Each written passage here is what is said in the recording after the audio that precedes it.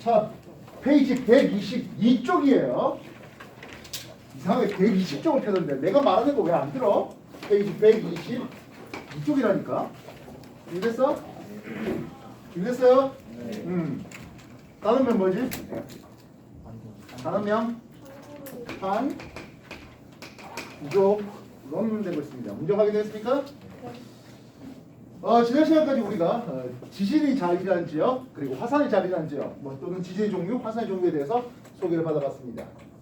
이때 지진이 자리한 지역과 화산이 자리한 지역들이 전 세계 균형에 빠져 있습니까? 아니면 특정한 지역에 몰려있다 했습니까? 특정한 지역에 몰려 있었어요. 또한 이 지진대와 화산대가 꽤 일치하는 현상을 봤는데요. 과학이라는 게 뭡니까? 하면 어떤 현상을 봤으면 왜 그래?를 밝히는 게 과학이에요. 그렇지 않겠어요? 물론 전지전능한 신이 있어갖고 야 이래서 그래라고 해주면 얼마나 좋겠습니까마는 그럴 수는 없잖아요. 만약 그게 되면 흔히 말하는 재정일치 사회가 되면 큰일 나요. 악마다 해버리면 화형시키고 그렇게 되는 일이 벌어지죠. 화형했는데 죽었네? 사람인가봐. 그럴 수 있지. 이래 되는 거죠. 옛날 중세시대 마녀사냥 뭐 그딴 것들이었습니다. 분명히 어떤 근거를 가지고 과학적인 증거를 가지고 자연현상에 대해서 이래요라고 얘기하는 그게 이론이 되겠고 그 이론이 굳혀지면 법칙이 되겠죠. 되겠어요? 그래서 항상 여러분한테 소개하는 게 현상이 먼저입니까? 법칙이 먼저입니까? 현상이 먼저야? 법칙이 먼저야? 현상이 먼저야. 그래서 이런 여러 현상들에 대해서 공통적으로 설명할 수 있는 규칙들을 찾아내는 게 그게 과학이라고요. 그럼 그게 대해서 예외되는 안 맞는데 하는 게 나오면 어떻게 될까요? 그렇지, 고쳐야 되겠죠. 고치는 과정에서 좀 더 과학이 발달하는 거죠. 물론 굉장히 점진적인 발달도 있었겠고 급격한 발달도 있었겠죠. 대표적인 급격한 발달은 뭐였을까요? 앞으로 여러분들이 한 2년 반 후에 배워야 될 2년까지는 아니구나. 2년 후요. 2년 후에 배워야 될 양자역학입니다. 그거는 굉장히 급진적인 발달된 거죠. 자, 일단 판 구조론 이 얘기가 나온 이유는 전 세계 지진 및 화산을 봤는데 특정 지역에 띠처럼 몰려 있더라고요. 거기에 대해서 여러 연구를 통해서 지구가 지구 표면이 10여 개의 크고 작은 판으로 구성되어 있고 이 판들이 서로 모이고 벌어지고 또는 비껴나가는 과정에서 지진 및 화산이라는 또는 단층이라는 지각 변동을 일으켜요라고 하는 이론되고 있습니다. 론 했을 때 아직 완벽하게 정립이 안 됐다 하는 좀 뉘앙스가 펼쳐집니다만 판 구조는 이미 정립되어 있는 그래서 판 구조 법칙이 됐어야 하는데 아직까지 그냥 판 구조 론하고 있습니다. 물론 판 구조 론으로서 지구상의 모든 지진 및 화산 다 설명하지는 못해요. 예외되는 것들이 없잖아. 있어요. 예외는 만들 수 있죠. 그렇죠? 과학에 뭐 예외 없는 법칙 없다고 그죠? 예외를 어느 정도 살짝 좀 품고 있으면 될 것 같습니다. 일단 판은 뭔데 하는 생각부터 해야 될 것 같습니다. 지겹도록 할 것 같습니다. 지구를 이렇게 탐험해봐자 했죠. 맨 바깥쪽 이쪽이 뭐였지? 지각. 네, 지각이에요. 평균 두께 한 30km 정도 되어 있는 유산연대로 있습니다. 지각과 멘틀이 경계면 이름 뭐지? 모보면이 되고 있습니다. 약 한 2,900km 정도 깊이까지 내려가는데요. 여기가 이제 멘틀이라고 불러주죠. 위에 지각이라고 불러주는 규산염 베이스가 되고 있습니다. 우리는 이 부분을 조금 확대해 볼게요. 두꺼운 대륙 지각이 보이겠고요. 상대적으로 얇은 해양 지각이 보이고 있습니다. 대륙 지각의 주성분 누구? 항암제. 밀도 얼마? 2.7. 이거 굉장히 자주 얘기했던 거예요. 기억하세요. 해양 지각 밀도 얼마? 3.0. 주성분은? 현무암질. 황암질 대비 현무암질의 밀도가 컸던 이유가 뭐죠? 구성원소가 무거운 철, 마그네슘 같은 금속 원소를 많이 함유하고 있어서 하겠습니다. 우리는 판이 무엇입니까에 대해서 지각만 판은 아니고요. 지각과 멘틀의 지각과 멘틀 최상단까지 포함한 약 100km 정도 깊이까지 여기는 우리는 판 또는 암석권이라 불러주고 있습니다. 여기 상대적으로 이제 좀 딱딱해요. 반면 대략 한 400km 정도 깊이까지를 여기를 연약권이라는 이름을 쓰는데요. 이 연약권은 이름대로 연약하다, 약간 말캉말캉하다는 뜻이에요. 요 연약권에서는 부분적인 용융. 자, 부분적인 용융형선 완전 액체 상태의 뜻은 아니에요. 다시 말하면 이 지점은 고체예요. 고체 지구예요. 유체 아니에요. 솔리드예요. 근데 부분적인 용융돼 있다 보니까 이게 약간 움직여. 이 부분적인 용융 상태에서 그래서 멘틀의 대류가 일어나. 나중에 홈즈라는 사람이 멘틀 대류설을 소개할 때가 있는데 그는 멘틀 전부에서 일어나게 소개하고 있습니다. 그다음 판 구조에서 얘기하는 멘틀 대류는 약 400km 깊이까지. 여기서 멘틀 대류가 일어나. 연약권에서 멘틀 대류가 일어나. 이렇게 멘틀 대류가 일어나니까 이 위쪽에 있는 판들이 서로 모이고 벌어지고 비껴나가면서 각종 지각 변동, 즉 판의 이동을 가져오고 멘틀 대류를 통해서 그 위쪽에 있는 판의 이동을 가져오고 이 판의 이동을 통해서 여러 가지 지진, 화산, 필요하다면 단층과 같은 여러 가지 지각 변동을 일으켜요. 그게 바로 판 구조론 되겠습니다. 정리해 주십시오.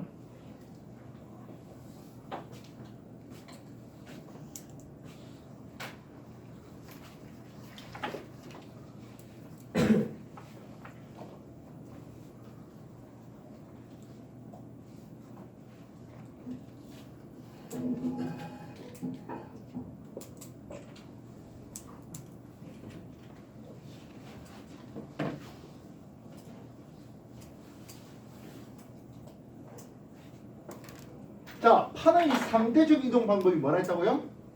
모이고 벌어지고 비껴나간다 했잖아요. 그치? 그래서 두 판을 일단 한번 돌려봅시다. 두 판이 멀어지게 한번 해보자고요. 이해했어요? 두 판이 멀어진다. 이것을 우리는 발산형 경계라는 이름을 씁니다. 참고로 선생님하고 이제 수업할 때 보면 알겠지만은 하나의 그래프 위에서 하나의 그림 위에서 여러 가지 얘기를 하면서 그리고 뭐 여기에다가 차곡차곡 살을 붙이잖아요. 처음부터 조그맣게 쓰면은 자리가 굉장히 부족할 거예요. 널찍널찍하게 쓸 수 있도록 하십시오. 발산 경계는 이걸 쓰겠습니다. 이 발산 경계, 발산이란 말의 의미가 뭡니까? 너의 매력을 발산해봐, 퍼뜨려봐라고 하는 그런 형태가 되는 거잖아요. 퍼진다는 얘기예요. 그래서 두 판이 멀어지겠습니다. 대륙지가 포함한 대륙판, 해양지가 포함한 해양판인데 어쨌든 그런 유의 판들이 서로서로 벌어진다고 하는 게 즉 발산 경계는 두 판이 벌어지려고 하는데 그러려면 아래쪽에 있는 멘틀의 대류는 상승부일까요? 하강부일까요? 예, 멘틀 대류가 상승하는 지역이 되었어야 합니다. 여러분들이 대류, 열의 전달 방법에 대류라는 것을 물리 시간에 배워왔을 겁니다. 실상 중학교인가? 초등학교인데 이 정도쯤 배워봤어요. 뜨거운 열이 가열되면 물이 이렇게 올라서 찜통에서 바깥으로 이렇게 흘러가잖아. 그래서 그 위에 있는 톱밥이 바깥으로 흘러가는 라면 면발이 바깥으로 흘러가는 그런 과정을 보게 될 것이겠습니다. 멘틀 대류가 상승하는 과정이 멘틀 대류의 상승부가 이런 발산 경계가 되는데요. 자, 그렇게 되면 여기 라면 한번 끓여봤겠지만 냄비 딱 가운데 화력이 집중되면은 물이 이런 상태에서 끓던가요? 그렇지 않죠? 가운데가 조금 볼록하게 오면서 넘쳐나요.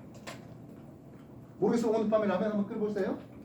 딱 냄비 중앙에 화력 집중하면 이렇게 되면서 냄비 중앙이 볼록하게 올라오는 것을 볼 수 있습니다. 땅도 마찬가지입니다. 멘틀 대류가 상승한다는데 결국엔 땅이 그냥 상승하면서 쭉 이렇게 갈라지는 게 아니라 위로 솟구치면서 갈라져요.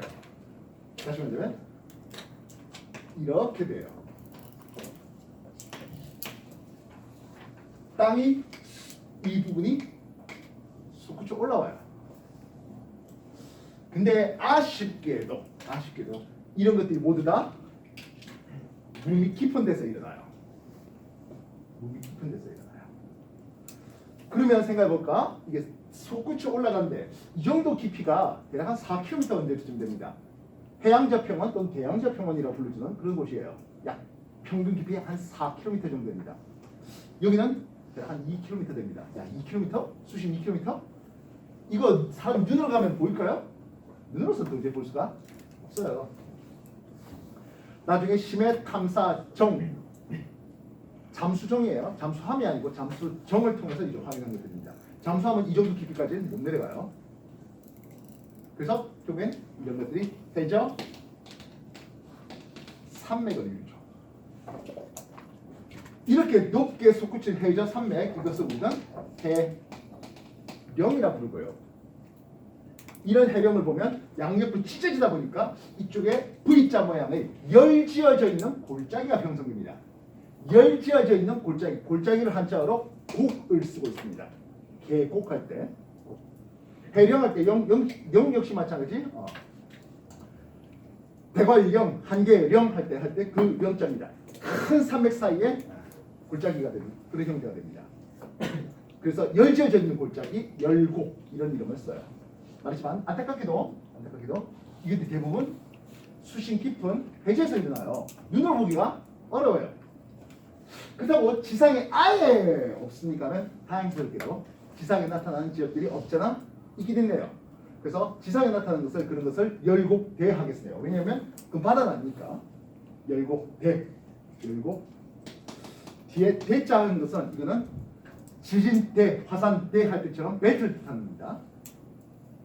지금까지 한번 정리해 주십시오.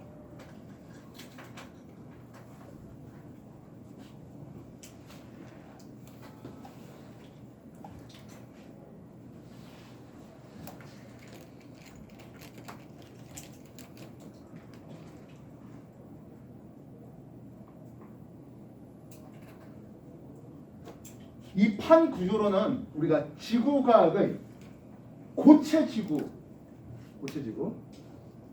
유체지구 그리고 이제 전체가 나오는데 고체지구의 하이라이트예요. 앞에서 배웠던 지진, 화산 여기 다 얘기를 붙여야 돼요. 화산의 종류 여러분들 아까 지난 시간에 공부했던 왜 현무암지 용암이 터집니까? 또 왜 안산지 용암이 터집니까? 그런 거에 대한 여러 가지 얘기들이 여기서 다 정리되겠습니다.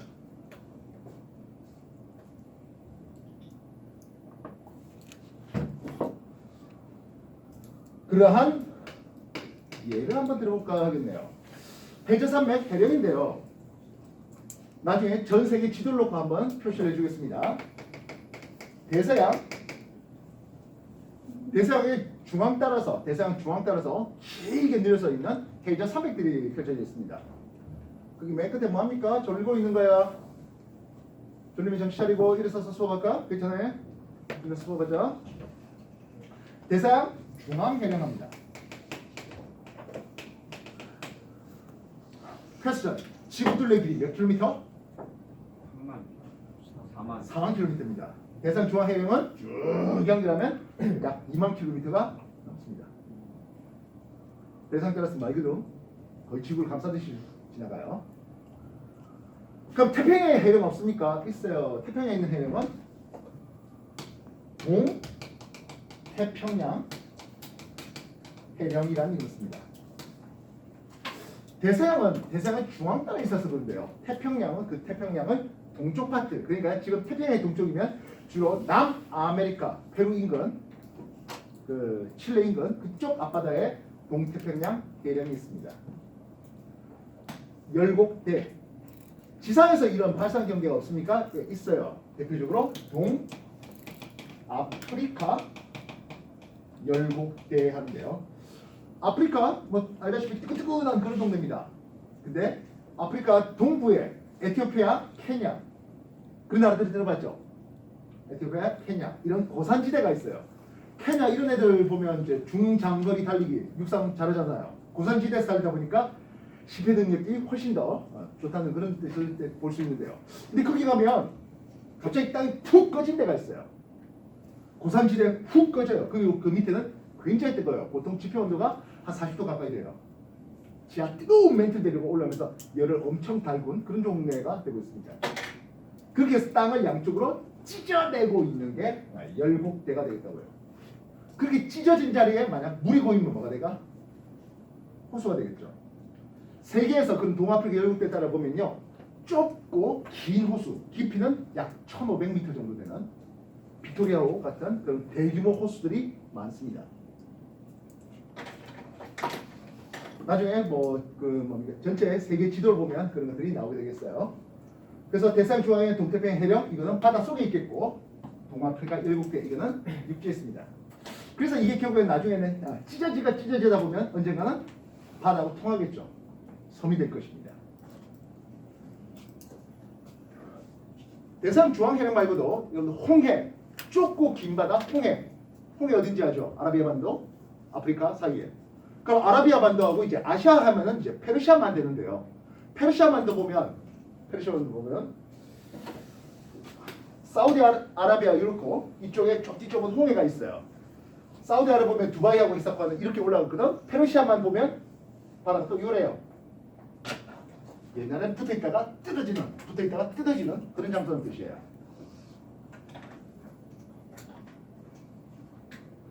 그렇게 해서 멘틀 대류가 상승하면서 이 땅이 뜯어져요. 뜯어지면 이놈들이 올라서 멘틀 물질이 올라와서 새로운 판의 생성을 가져온 장소가 바로 요 발산경계입니다. 새로운 판 형성입니다. 이때 뜨거운 멘틀 대류가 올랐을 때는 이놈은 주로 해양판, 해양지가 형맘지를 만들고 있습니다. 판 구조에서 지진 및 화산이라는 여러 가지 지각 변동이 가져온댔잖아요. 이제 그래서 여기도 화산 및 지진이 잘 터져요. 진원의 깊이를 100km를 기준으로 지진이 일어나요 하면 여기는 얕을 천자 씁니다. 얕을 천발 지진이라는 이름을 쓰고요. 진원의 깊이를 100km 기준으로 100km보다 깊어요 하겠습니다. 깊대요. 깊다는 한자 있을 것 같아요. 뭐지? 그렇지. 깊을 심자 쓰죠. 신발 지진이라는 이름을 쓰겠습니다. 천발 지진과 신발 지진 100km 깊이를 기준으로 할 때고, 만약에 가운데 중자를 써서 중발 지진을 쓰고 싶다면 100km를 조금 상향시키겠습니다. 한 70km를.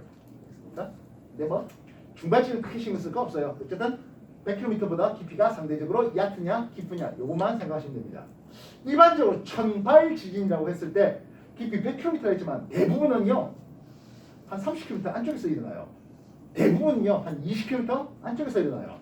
대부분은요 10km 안쪽에서 일어나요. 여기 들어왔을 대규모 대지진 하면 아마 2011년 동일본 대지진, 후쿠시마 동일본 대지진이었을 겁니다. 만약에 검색해서 쓰나미 하면 거의 대부분 동일본 대지진 당시에 일어났던 쓰나미도 동영상, 유튜브 이런 데서 보이게 되는데요. 그거 진원 깊이가 채 10km가 안 돼요. 대부분 지구에서 일어나는 대부분의 지각 변동, 지진은 대부분 천발진이고 대부분 100km 안쪽에 있지만 대부분 10km 전후에서 일어나는 것들이 대부분이에요. 그러니까 뭐 70km를 기준으로 하는 그건 큰 의미가 없어요. 자, 그렇다면 다시 한번 더. 멘틀 대류가 상승했잖아. 땅이 벌어질 때 깊은 데서 진이 할까? 얕은 데서 진이 할까? 당연히 얕은 데서 일어나겠죠. 그래서 이 지진 앞에 뭘 붙이자? 천발 지진을 붙이자. 진원 깊이가 그렇게 깊지 못해요. 그 다음 화산이 터지는데요. 화산. 뜨거운 멘틀 대류가 상승하는데 여기에 물 많을까 적을까? 뜨거운 멘틀 대류가 엄밀히 말해서 여기서 올라오는 것은 별로 없어요. 한 400km 여기서 이제 올라와요. 여기에 물 많을까 적을까? 물. 화산가스 중에 대부분이 수증기 물이잖아요. 물 많을까? 별로 없어요. 그러면 화산을 격렬하게 터지게 만드는 건 화산가스 함량이에요. 수증기 함량이에요. 물의 함량이에요. 물이 별로 없어요. 화산 아주 격렬하게 터질까요? 조용히 용암만 꿀렁꿀렁 흘러 넘칠까요? 용암이 그냥 꿀렁꿀렁 흘러 넘치는 그런 타입이에요. 그렇다면 현맘질이요? 아니면 유남질이요? 용이 꿀렁꿀렁 흘러넘친데 화산하면서 배웠잖아. 현무암질. 요 화산 터지는 것은 현무암질 용암이 터지는. 그래서 조용히 분출하는 타입들이에요. 그냥 화산만 해도 상관없습니다만 이제 우리 앞에 배웠잖아. 화산의 종류 배웠잖아. 해저 화산에 여기 터질 때는요 그냥 조용하게 꿀렁꿀렁 터지는 그런 타입이에요. 알겠습니까? 그러니까 현무암질 용암 터지는, 다시 말하면 해령 근처에서 용암 터지는 데는요 사람이 별로 관심이 없어요. 터졌나? 그래요. 생각해보시면 대서양 중앙해령이에요. 대서양 한가운데예요. 거기 뭐 사람 살고 있어요? 대서양 한가운데에서 사람 살고 있는 건 거의 아이슬란드 섬 정도 수준이에요. 재작년 정도 된 것 같습니다. 아이슬란드에서 재작년에 화산, 아마 이거 화산 얘기하면서 했을 텐데요. 작년인가 재작년인가 그때 아이슬란드에 화산 터졌어요. 아이슬란드의 수도가 레이카비크라는 데고 거기서 한 40km. 그러니까 뭐 그냥 차 끌고 놀러 가면 돼요. 용암이 꿀렁꿀렁 터지는데 뭐 화산가스, 유족가스 그런 것도 거의 없고요. 용암 꿀렁꿀렁하고 식으니까 이거 말해줘야 식었지만 아직 뜨끈뜨끈해요. 소세지 구워먹고 고기 구워먹고 사람들 거기서 놀고 그래요. 그런 현무암질 용암, 조용하게 터지는 이런 타입이에요. 이해되시겠어요?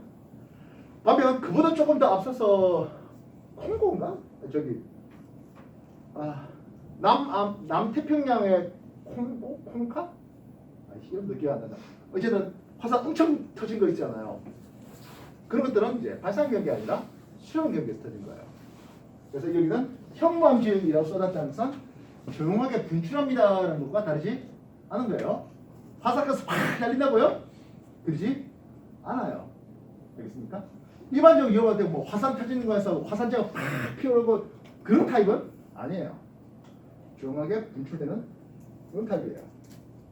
이래서 지진도 지진 깊이 그렇게 깊지 못하고요. 이게 발산 경계입니다. 정리해 주십시오.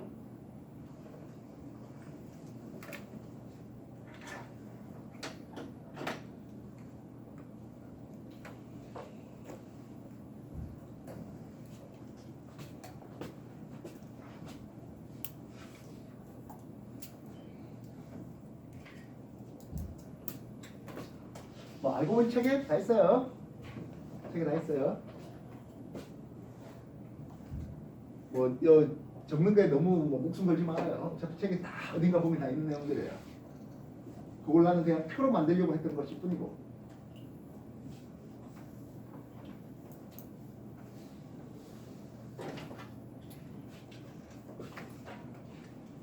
오버 하나 더 할게요. 아까 지진 화산 말고 지각변도 하나 더 소개한 게 있어요. 뭐지? 하나 더 소개했잖아. 화산 지진 말고 하나 더. 단층이요. 당연히 단층이 생긴다는 것은 지진이 일어나는 이유가 되겠죠. 지진이 일어나는, 즉 진원의 진이라는 원인이 자연적인 것과 인공적인 것 기억하시죠? 인공적으로 뭐 핵폭탄 터뜨릴 수도 있겠고 자연적으로 단층이 일어날 수도 있겠고. 예, 땅이 벌어지잖아. 찢어지잖아. 찢어지는 것을 우리는 뭐라 부릅니까 하면 장력 또는 인장력이라는 이름을 씁니다. 뒤쪽에 글자 잘 안 보시는 분들은 그냥 말로 하는 걸 들으세요. 인장력 또는 장력이야. 잡아당기는 장력이라 불러요. 줄에 걸리는 장력, 줄을 당기는 장력, 이 장력 말입니다. 인장력에 의해서 단층이 생겨요. 이 단층 우리는 정단층이라고 있습니다.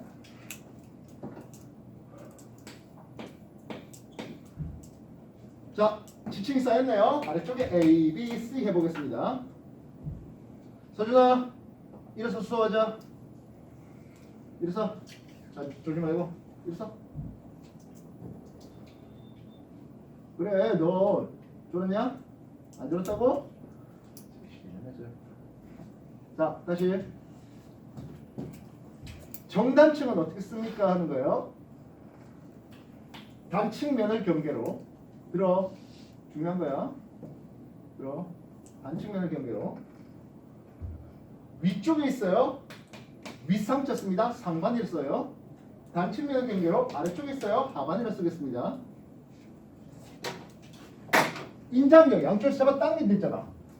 양쪽에서 잡아당기면 어떤 그림이 펼쳐질까요? 하면 단층면을 경계로 상반이 내려오고 하반이 올라가는 이런 단층이 생깁니다. 이 단층 우리는 뭐라 불러? 정단층이라 불러요. 상반이 내려가고 하반이 올라가요. 이래서 이걸 정단층이라 불러요. 단층면을 경계로. 그래서 이쪽에 A, B, C, 이쪽에 A, B, C 이렇게 되어 있습니다. 그럼 반대로 해볼까? 단층면을 경계로 압축시켜보자고.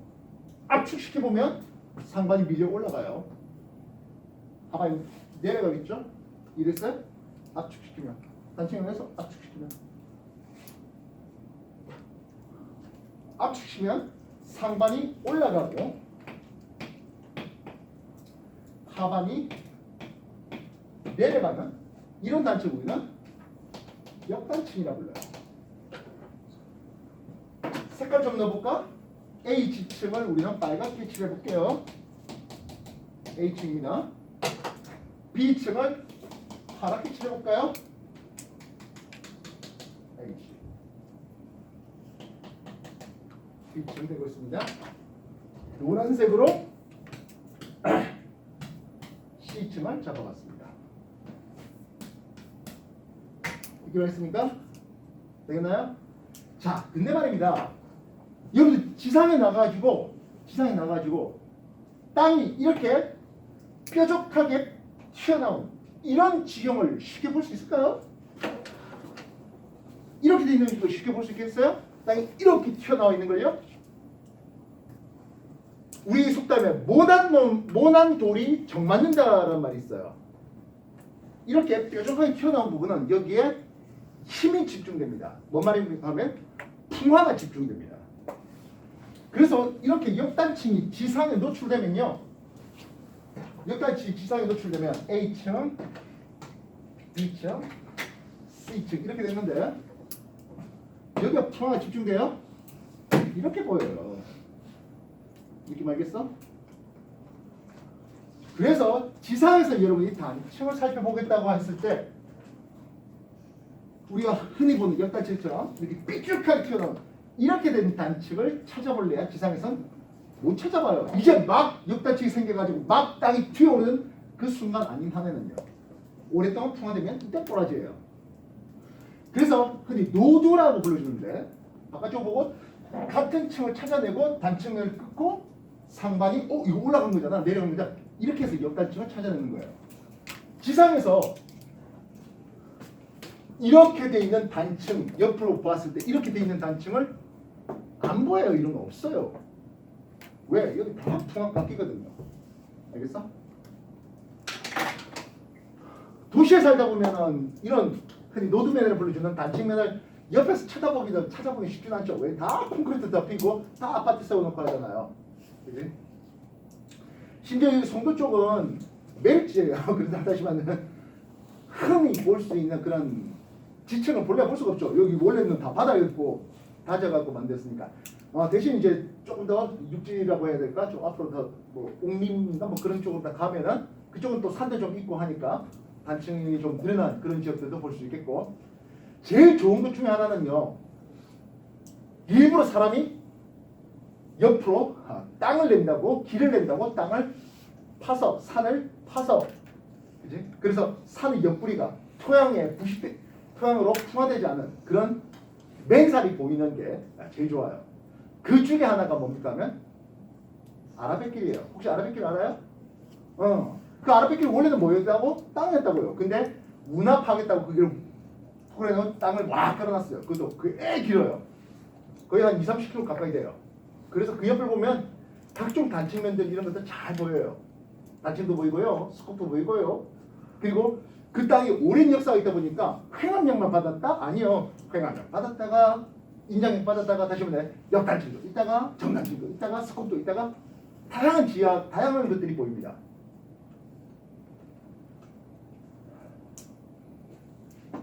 아는 대로 보인다는 말이 있잖아요. 예.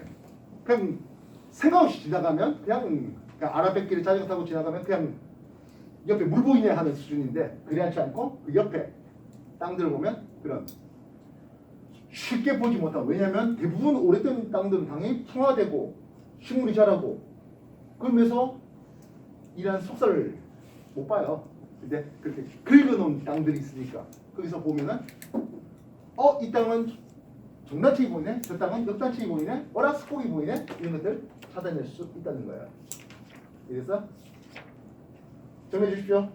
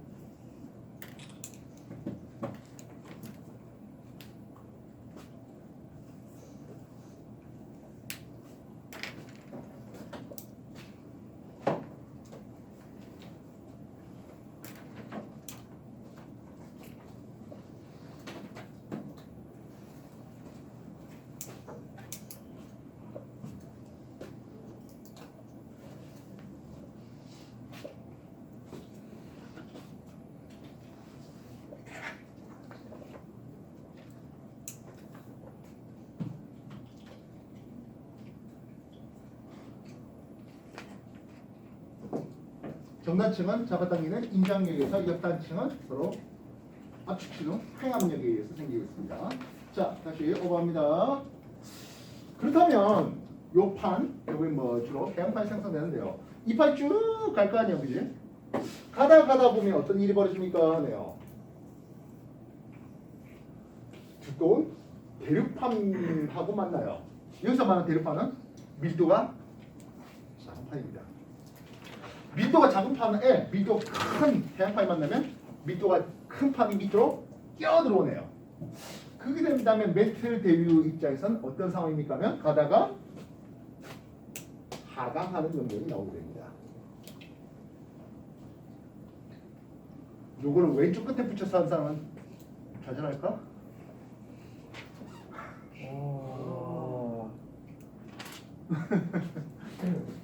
말했잖아. 널찍이 죽였으라고. 자, 그렇게 해안판이 쭉 오다가 대륙판 밑으로 들어가네요. 일단 이런 것들은 두 판이 모인다 하는 얘기를 해줄 수 있겠고, 모인다 수렴형 경계를 쓰겠습니다. 이 수렴형 경계는 우리가 아까 판의 종류가 대륙판과 해안판을 나눴잖아요. 대륙판 두꺼워. 그래서 두꺼운 대륙판끼리 부딪힐 때는요, 마치 차진 노란듯이 쭉 올라가요. 그걸 충돌형 경계라는 걸 써요. 대륙과 대륙이 부딪히면 이걸 충돌형 경계라 하는데 지금은 여러분한테는 이 충돌형 경계는 소개하지 않겠습니다. 관심 없습니다. 그럼 뭐가 중요하다고? 대륙과 해양이 부딪혔어요. 또는 해양과 해양이 부딪힐게요 하는 대륙과 해양판이 부딪히는 이 과정을 소개하겠습니다. 해양판의 밀도가 더 커요. 대륙판보다. 그래서 밀도가 큰 놈이 작은 쪽 아래로 끼어 들어오는데요. 그러다 보니까 이쪽에서 내려와서 잡아당기는 힘까지 있어요. 잡아당기다 하는 것을 섭이라는 한자를 쓰는데요. 그렇게 해서 섭입형 경계. 모이는 수렴 경계는 충돌과 섭입형 경계로 나오는데 이게 훨씬 중요한 게 뭐다? 섭입형 경계예요. 시상 충돌 경계는 히말라야 산맥 정도 수준에서 끝하고 말아요. 관심 없어요. 섭입형 경계가 훨씬 중요해요. 멘트네요. 하강군데요. 자, 그렇다면 이 해양판이 어떻게 돼서 대륙판 밑으로 끼어 들어오잖아요. 들어가 버려요. 판이 만들어지는 곳이라면 이쪽은 판이 소멸되는 곳입니다. 그렇잖아요. 지구 표면이 일정한데 어떤 데서 판이 만들어지면 다른 쪽은 사라져야 되겠죠. 이해됐습니까? 정해 주십시오.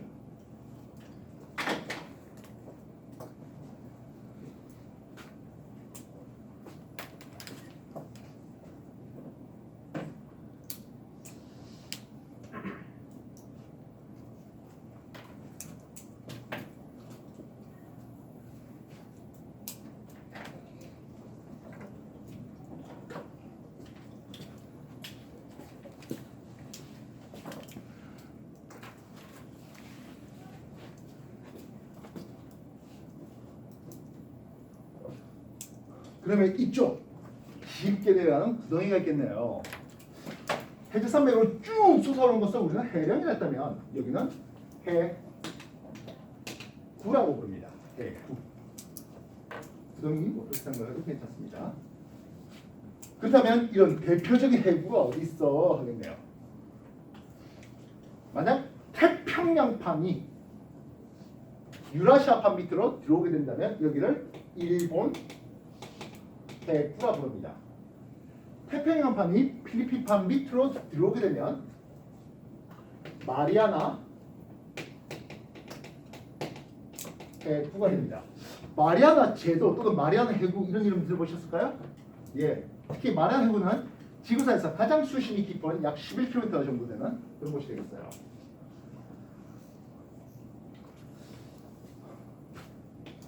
이쪽 판이 같다면 이쪽 판도 마찬가지 어딘가 밑으로 들어갈 게 나올 겁니다.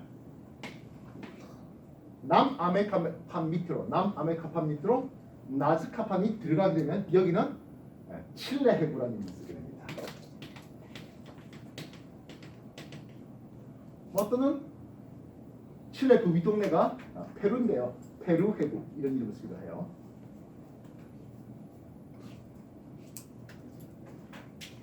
그럼 여기는 어떤 지각 변동이 납니까? 예, 당연히 지진이 일어납니다. 화산도 터져요. 그 다음에 이 지진은 한데요. 보통 지진이 나는 장소, 진원을 이렇게 엑스표시를 많이 하거든요. 엑스표시를 많이 해요. 그러면 이놈이 땅이 부딪혀서 끄끄끄끄 하면서 지진이 난단 말이에요. 지진이라는 건 여기서 이렇게 일어나게 됩니다. 해구를 기점으로 밀도 작은 판 쪽 같더니 또는 대륙판 쪽 같더니 지진이라는 진원 깊이가 점점점 깊어지는 걸 보아요. 이런 것을 우리는 베니오픈대라는 이름을 씁니다. 똑같아요. 여기도 지진이 일어납니다. 해구를 기초로 동쪽으로 갔더니 진원 깊이가 깊어지는 베니오픈대를 또 볼 수 있겠습니다. 즉 서비평 경계에는 해구를 기점으로 밀도 작은 판 쪽으로 들어가면서 진원 깊이가 깊어지는 베니오픈대를 계속 보게 되겠습니다. 어딘가 보면 베니오픈대 적혀 있을 거예요. 그러다 보니까 상대적으로 진원 깊이가 얕은 천발 지진도 일어나고 상대적으로 진원 깊이가 훨씬 더 깊은 신발 지진까지 다 일어날 수 있어요. 아까 화산 터질 때 이쪽은 멘트들이 뜨거운게 올라오다 보니까 여기 물이 별로 없다 했잖아요. 조용히 터지고 말아요. 무슨 현무암질이에요. 반면 이쪽에 터지는 화산들은요, 해구가 들어올 해구 밑으로 물이 쭉쭉 들어와요. 이렇게 들어오면서 물이 들어와요. 또한 대륙 지각의 하부에 석영과 같은 이런 규산염 광물에서 수소 2개하고 산소 하나가 빠져나와요. 화학반을 통해서. 다시 말하면 화학반을 통해서 물이 생성돼요. 물이 많은 용암이 터진대요. 조용하게 터질까요? 아니요. 뚜껑 날아가는. 그래서 콩가 됐던 것 같다. 콩가. 그때 터졌을 때 화산재가 추술 때 대략 한 50km까지 올라갔어요. 대륙권이 약 12km가 평균 두께인데 성층권이 약 50km인데 화산재가 뚜껑 날아가지고 화산재가 50km까지 올라가는 그 정도로 격렬한 화산 터지는. 그래서 여기는 안산암질 또는 유문암질 용암이 터집니다. 안산암질 용암과 유문암질 용암은 나중에 어디서 마그마가 만들어지냐에 따라서 조금 차이를 두도록 할게요. 어쨌든 이 화산은 마다 격렬하게 터지는 화산이에요. 현무암질 용암은 조용히 꿀렁꿀렁 하는 거예요. 이해됐습니까? 이해됐어요? 정리해 주십시오.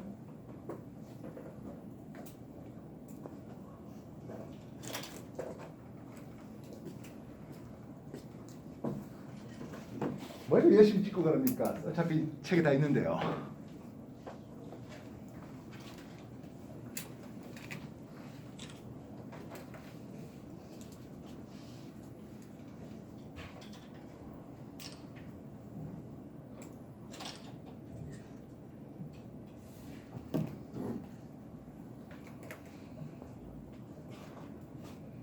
조금 더 봐줘. 발산 경계가 정단층 만들었어요. 어차피 양쪽 찢어지면서요. 그럼 이쪽은 압축되잖아. 회감력이잖아. 무슨 단층? 그렇지. 역단층 만들어져요. 경우에 따라서는 습곡 작용도 활발하겠네요.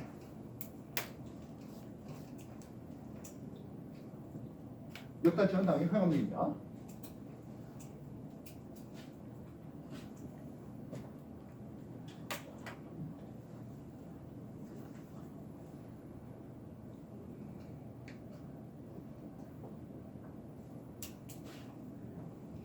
이 멘트적으로 상승하는 발산 경계는요, 딱 파드 경계에 맞춰서 여기서 화산 터져요.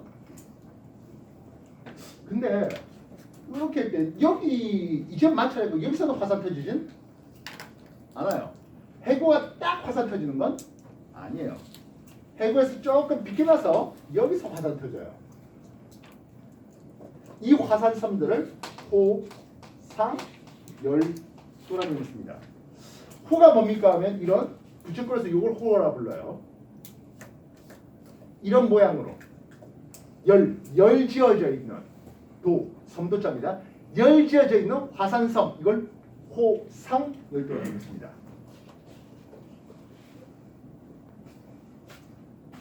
우리나라 주변 보면 말이죠. 우리나라 주변이라 했지만 뭐 결국에 일본 주변이에요. 일본 주변에 있고, 요 해구가 일본 해구란 놈이에요. 일본 해구는 이렇게 일본의 오른쪽, 일본의 동쪽에 일본 해구가 자리 잡습니다. 보통 해구를 나타낼 때 이런 표시를 써요. 한랭전선과 같은 이런 표시를 써요. 뭡니까 하면 이쪽에 있는 판이 유라시아판 대륙판 밑으로 끼어 들어가는, 서비스에 들어가는 느낌 알겠습니까? 이 판이 이쪽으로 끼어 들어가면서, 그래서 해구에서 약간 비껴나서 화산섬들이 터지는, 이게 호상열도라고 부릅니다. 일본 해구와 나란하게 호상열도가 터졌습니다. 일본 그 자체입니다. 마리아나 해구와 나란하게 화산섬들이 터졌습니다. 마리아나 제도라 부르는데요. 괌, 사이판 이런 동네예요. 반면 칠레 해구는요, 이게 남아메리카 대륙이 너무 높아. 안데스 산맥 이해됐어요? 그래서 이 안데스 산맥이라는, 요게 나즈카판이라는 동태평양 해의 오른쪽 동쪽을 향하는 나즈카판이 있었다면, 이쪽에 칠레 해구가 생기고 안데스 산맥이라는 습곡산맥, 안데스 산맥이라는 습곡산맥이 나란하게 터져요. 여기서 화산 터진다 했잖아. 호상열도 화산 터졌죠. 화산섬이에요. 이 안데스 산맥에도 엄청나게 화산이 터져요. 여기 화산 터질 때는 해구에서 물 들어갔잖아. 물 들어가는 마그마가 터지다 보니까 수증기도 엄청 피어오르고, 수증기가 많다는 것은 마찰 전기도 많아져요. 마찰 전기가 많아지면 무슨 일이 벌어지지? 번개치죠. 화산 터지면서 번개. 저번 여러분들한테 내가 사진 하나 보여드렸잖아요. 거기도 CG 같은 안데산맥 화산 뭐 이런 것만 하면 격렬하게 낮에 터지는 화산, 밤이면 번개까지 빠직빠직 해가지고 거의 뭐 해계태 열리는 그런 같은 화산들이 터지는 곳이 바로 동네입니다. 정리해 주십시오.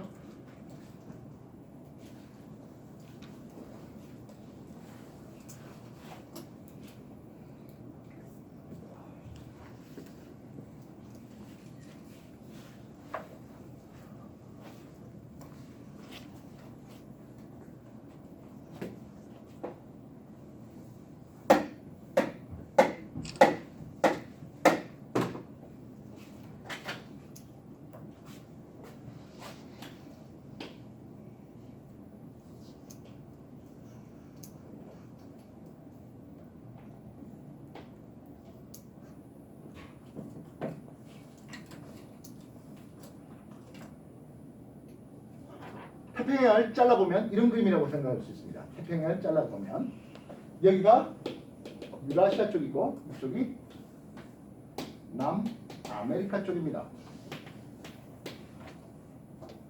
여기가 동태평양 해령대고요. 그래서 이쪽이 태평양판, 이쪽이 나즈카판. 그래서 나즈카판이 남아메리카판 밑으로 섭입해 들어오는 과정에서 여기가 칠레, 페루, 태평양판이 유라시판 밑으로 섭입해 들어오는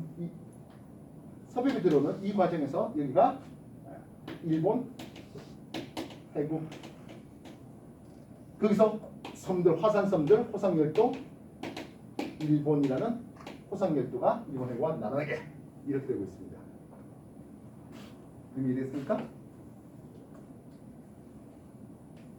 이렇게 써요.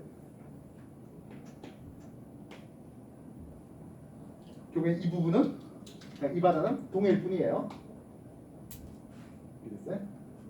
그래서 섭입한 장소는 이렇게 섭입되어 있습니다. 이해됐어요? 그래서 일어난 지진, 여기는 찬발 지진.